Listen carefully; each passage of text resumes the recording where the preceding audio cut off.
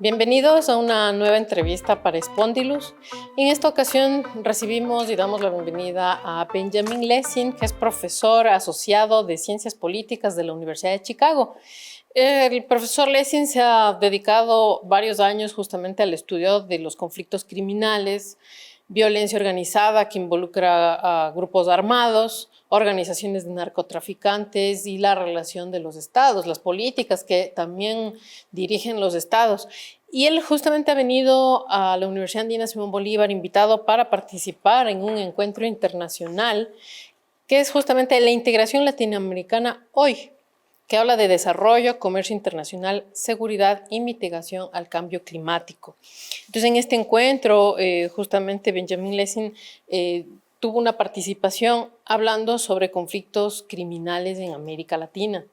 Bienvenido, Benjamin. Gracias. Justamente queremos un poco conversar cómo entender la relación que hay entre violencia, narcotráfico y estos conflictos armados y los estados. Bueno, creo que un buen punto de partida es entender que grupos armados tienen motivaciones diferentes para usar la violencia. En grupos insurgentes, por ejemplo, visan cambiar el gobierno o derrubar un gobierno o crear un otro estado en su territorio. Grupos criminales no tienen esas finalidades casi siempre, en casi todos los casos. Pues, ¿por qué usan la violencia? Bueno, por muchos motivos. En mi trabajo he intentado enfatizar la manera en que el uso de violencia y sus propósitos depende mucho de la estructura y la organización del mundo criminal. Si estamos hablando de grupos muy pequeñas, callejeras, sin ninguna otra organización, solamente los chavos del barrio, generalmente la violencia sirve como para proveer su estatus, para dominar al otro, para tener acceso a mujeres. O sea, es algo muy contextual y no es muy instrumental, es más bien por motivos sociales, a veces tiene que ver con probar la masculinidad o ciclos de venganza y rabia. Pero en la medida que van se estructurando grupos criminales y en la medida que esos grupos van se involucrando en actividades ilícitas, económicas, como tráfico de drogas o también vacunas, extorsiones, otras actividades ilícitas con fines, digamos, lucrativos, las organizaciones empiezan a ser más estratégicos, incluso en su uso de violencia. Y no es que todavía no hay dinámicas de demostrar quién manda. Obvio que sigue teniendo este papel, pero la violencia es más usada o para conquistar un nuevo territorio, ¿no? Para quitarle al otro su territorio o eliminarlos, o para dominar y imponer reglas, o también para crear una reputación, y está usado dentro de una lógica competitiva, digamos, de estos grupos. Entonces, esta violencia más estratégica, cada uno de esos tipos de violencia responde diferentemente a políticas del Estado. Si estoy en un contexto en que la gran mayoría de la violencia es emocional, es sobre masculinidad o cuestiones individuales, hay programas de interventores, alguien del barrio, más viejo, a veces ex pandilleros que ya pueden decir, mira, cálmate, no vale la pena matar. Ese tipo de intervenciones pueden tener su valor. Cuando la violencia es estratégica entre grupos, ya es más difícil. O sea, no hace sentido mandar un trabajador social a hablar con el Chapo y convencerle que no le vale la pena usar la violencia. No, porque él sabe que sí vale la pena. Lo que hay que hacer es cambiar los incentivos estructurales para que los grandes negocios ilegales no tengan el incentivo de usar la violencia. Ahora que hablamos de incentivos, se me viene a la mente también cuando la política entra en juego y empieza la corrupción, ¿no? Las coimas a los políticos. Y para ellos como que resultaría atractivo entrar en el juego, y ahora tenemos un escenario en América Latina justamente en donde hay varias investigaciones en curso, en donde hay muchos políticos involucrados en lo que se ha venido a llamar el narcoestado. ¿Cómo entender este juego con la política? Porque se supone que el Estado está más bien para contrarrestar todos estos grupos, ¿no? Sí.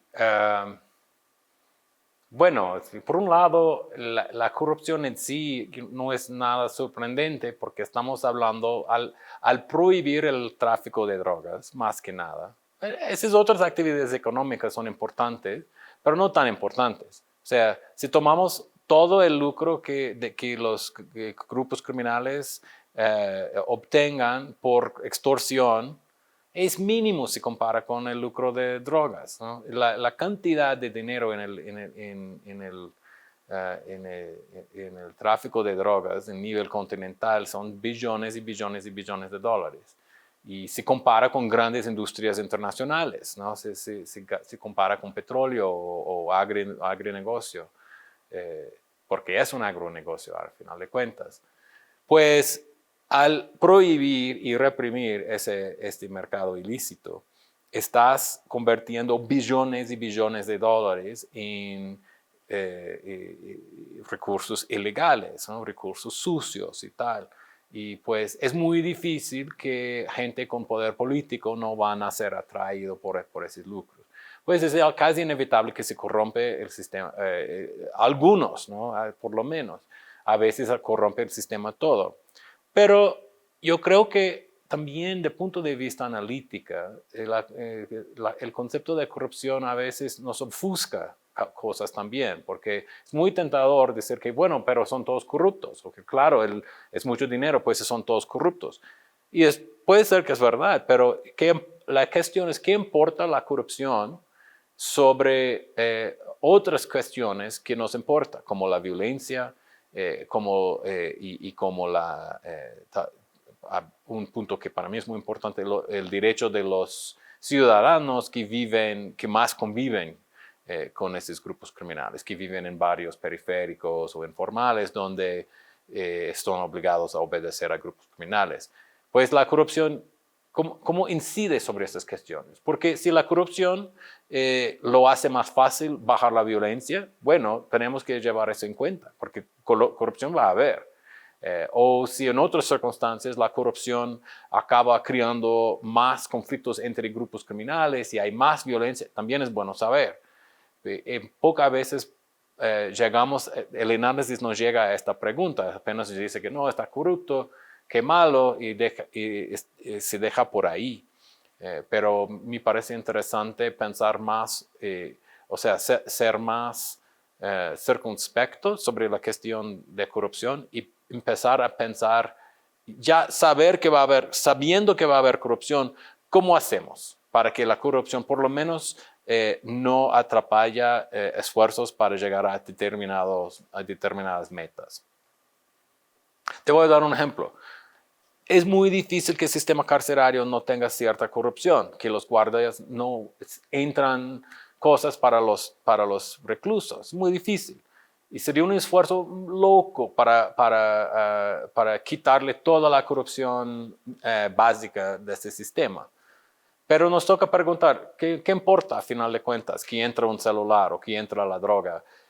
¿Dónde queremos llegar? Si queremos llegar a tener un sistema carcerario apaciguado, sin violencia, ok, tal vez no es la peor cosa en el mundo, que le dejan entrar un poco de marihuana, que le fuman los reclusos y se acalman. Ok, no es bueno, pero tampoco es lo más malo del mundo. Por otro lado, si hay guardias que los permiten a un grupo dentro de la cárcel entrar en la área del otro grupo y hacer un masacre, allá es un otro tipo de corrupción. Tenemos que ver cómo no dejar eso pasar. Si estamos dentro del escenario, dentro de la cárcel, ¿Por qué entonces, o sea, cómo está la crisis carcelaria que desde dentro se sigue comandando a los que están por fuera? Entonces se sigue manejando todas las organizaciones desde dentro, desde detrás de las rejas. Entonces, porque una cosa es decir que fumen un poco de marihuana y si están tranquilos, pero otra cosa es que ellos siguen manejando todo desde dentro. Entonces, ¿cómo confiamos en el sistema carcelario? Pero bueno, eso es lo que acabas de describir es una característica de casi todos los sistemas carcelarios, por lo menos de América Latina, pero en casi todo el mundo. Es difícil que los capos no siguen comandando desde dentro de la cárcel. Y es casi una obsesión de directores de cárceles que cómo vamos a isolarlos, no lo vamos a permitir a hablar con nadie y tal, pero es casi imposible, a no ser que salimos del Estado de Derecho Democrático y le quiten todos sus derechos de hablar con sus abogados, con sus esposas, porque con alguien tenemos que dejarle hablar y ahí le pasan los mensajes y consigue manejar sus negocios desde dentro de la cárcel. Es mucho mejor que aceptamos de una vez que sí siguen teniendo mando desde dentro de la cárcel y usar eso como para nuestra ventaja, de que obcecarnos en isolar los encarcelados, porque en ningún lugar lo consiguen hacer eso. Puede parecer una locura. Bueno, están presos y están siguiendo delinquiendo y manejando grandes imperios criminales, pero en muchos contextos el Estado ha usado eso a su favor. En Medellín, por ejemplo, en Colombia, pero especialmente en Medellín, casi todos los capos de los que llaman razones, que son las como familias mafiosas de Medellín, están presos. Y para evitar conflictos, a veces los transfieren todo para una cárcel solo, para que puedan hablar entre ellos dentro de la cárcel, es un lugar seguro, y ya tienen su lugar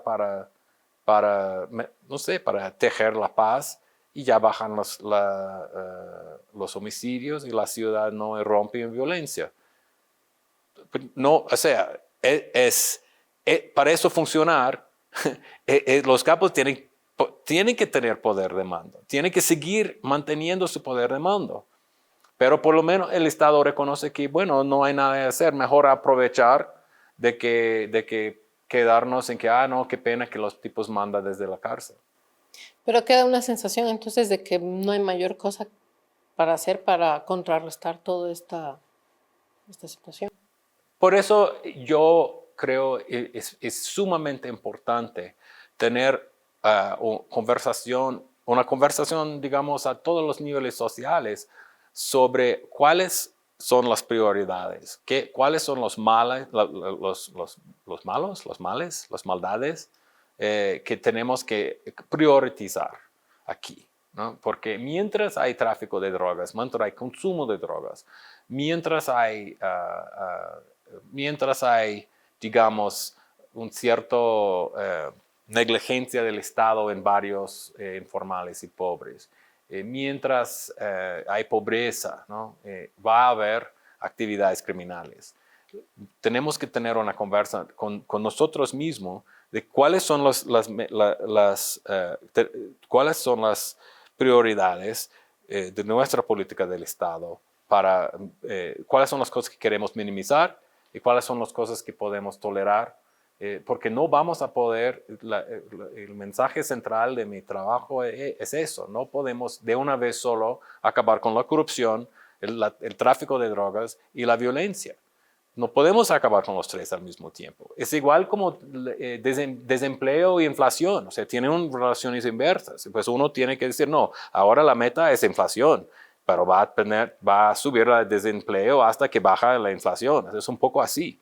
Pero ¿qué hay con esquemas un poco como propuestas más fuertes, como de Bukele? Bueno, el de Bukele, por ejemplo, bueno, como dije ahora en la conferencia, hay unas cosas que tenemos que tener en cuenta cuando se habla de Bukele. Primero de todo, tenemos que ser honestos y asumir que en este caso es posible que con mucha fuerza represora él ha logrado algo. pero tenemos que calificarlo por dos hechos empíricos que casi nadie está recordando en la hora de hablar de Bukele. Primero, la violencia en El Salvador empezó a caer drásticamente en 2015, mucho antes de Bukele ser presidente ni de ser alcalde de San Salvador. Ya estaba en declinio fuertísimo hasta 2020, cuando asume. Y sigue en caída drástica hasta 2022, cuando él impone situación, ¿cómo es? Sitio de emergencia o ley marcial. Este último que hizo en 2022. Todos miran para esta última estado de excepción y dicen, mira, él resolvió todo. Pero 90% de la caída de homicidios antecede este momento y sigue después de ese momento. Pues no hay ninguna evidencia que esto aquí es la causa de la caída drástica de homicidios. O sea, si tuvo su papel, ok, pero poner todo el crédito en este momento es absurdo. Es como la última milla de una recorrida, ¿no? El otro punto esencial es que tanto Bukele como otros líderes antes de él, antes de 2022, mientras esta drástica reducción en homicidios, están pacteando secretamente con las maras, con las estructuras criminales. No lo admite, no lo asume, es secreto, pero están ahí yendo en la cárcel, negociando con las maras. Me bajas la tasa de homicidios, me bajas la violencia para que me aleje, ahí yo te doy no sé qué más.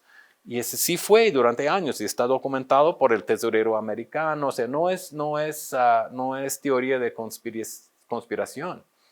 Pues, ok, hablamos del modelo Bukele. Lo que él hizo fue tramar pactos con las maras durante años que redujo bastante la violencia y en determinado momento, cuando la violencia ya estaba muy bajo, algo cambió y él resolvió darle un golpe muy fuerte. Y ese golpe sí puede haberlo quebrado. Eso tampoco tenemos muchas pruebas, pero sí parece que realmente mudó algo. En las calles, realmente parece que hay ahora una presencia estatal militar y no hay presencia de las maras. No sabemos si están apenas escondidos, así que el ejército sale, pero es posible que realmente hizo algo.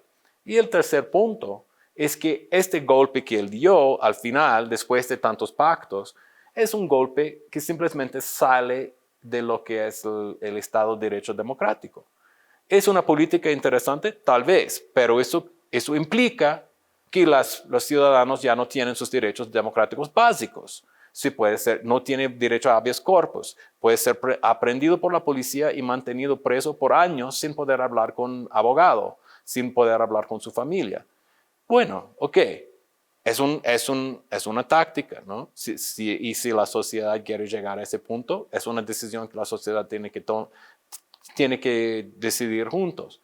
Pero yo creo que hay que llevar eso en cuenta. Hay que asumir que realmente es posible que él hizo un cambio real, pero no puede ignorar lo que han hecho antes, todos esos pactos que contribuyó, y no puede ignorar el hecho de que es un nivel de represión que sale de lo que es el Estado de Derecho democrático.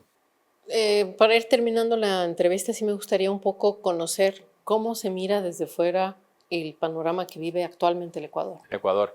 Bueno, yo lo veo desde mi perspectiva de Brasil, que es donde hago más investigación. Y yo, mucho más que la influencia de México o Colombia, que yo sé que es muy común aquí, se debate mucho, yo veo mucho la dinámica carceraria, porque me llama mucho la atención que tanta organización de los grupos criminales de Ecuador ha acontecido dentro de las cárceles y de los cárceles para afuera, que es la dinámica en Brasil por excelencia. Todas las organizaciones brasileñas criminales salió del sistema carcerario para las calles. Y en la ponencia hoy incluso mostré como algunas de las tácticas de los grupos ahora en enero son muy similares a tácticas que el primero comando de la capital usó en 2006 en São Paulo, en ataques muy similares, ¿no?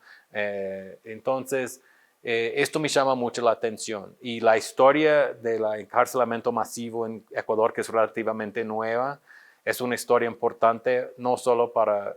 Sí, yo creo que tanto Ecuador puede aprender mirando no solo México y Colombia, que son países que no han encarcelado tanto, como países como Brasil y El Salvador, donde sí el encarcelamiento masivo ha transformado el sistema penitenciario en un cuartel general del crimen.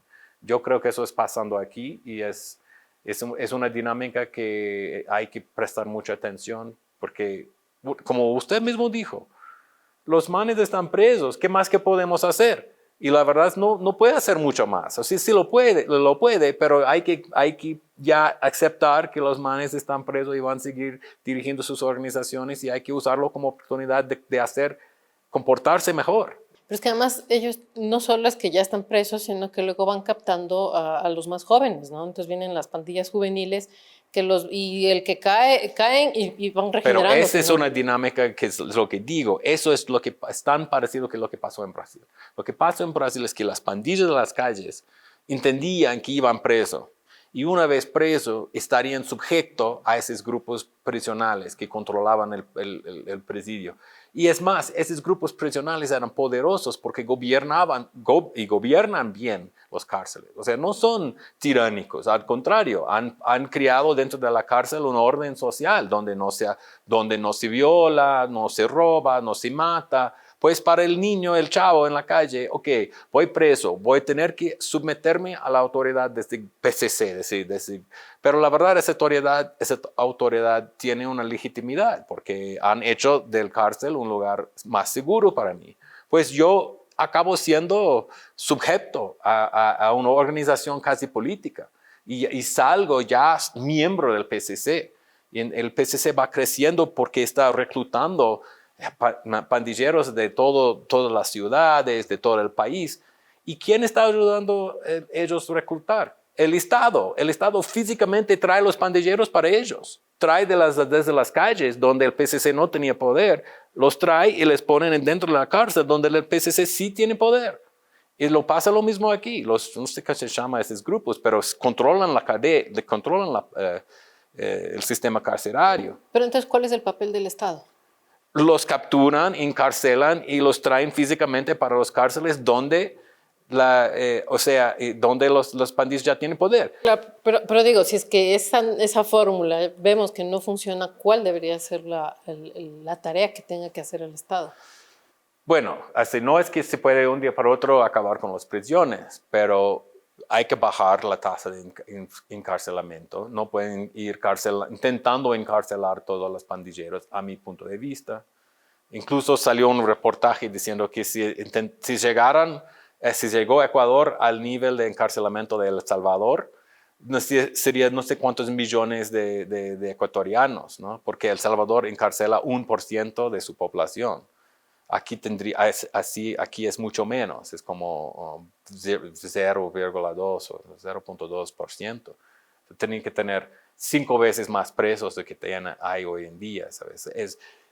Pues en vez de ir para intentar encarcelar todos los pandilleros y todos los muchachos que podrían un día ser pandilleros y no sé qué, es mucho mejor bajar la tasa de encarcelamiento, reservar la encarcelación para violaciones más graves y gastar más energía y recursos encarcelando bien, ¿no? Para que los chavos saben, mira, si lo mato a alguien, si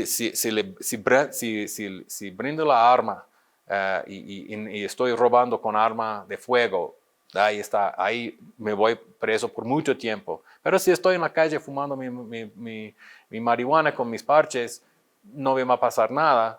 Y si él entiende eso, ya vas como creando incentivos para evitar los crímenes más danosos a la sociedad. Hay que bajar la tasa de encarcelamiento. Hay que intentar, en la medida posible, pero es muy difícil, garantizar a gente que no quiere asociar a grupos criminales dentro de la cárcel, que pueden vivir seguramente en cárceles bien administradas, como neutros. Pero normalmente es muy difícil tener eso.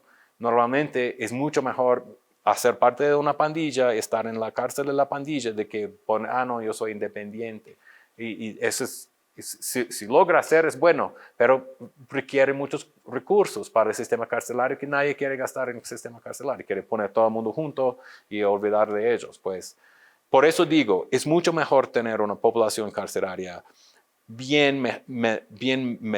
más chico, ¿no? Desinflar el sistema, porque cuando se infla el sistema carcelario, ven todos los problemas, es hacinamiento, los administradores no dan cuenta, no hay agua suficiente, no hay cama suficiente, no hay baño suficiente. ¿Quién va a administrar? Hay 5 guardias por 100 presos. ¿Quién va a decir quién va a dormir dónde? ¿Quién puede usar el baño cuándo? No sé qué.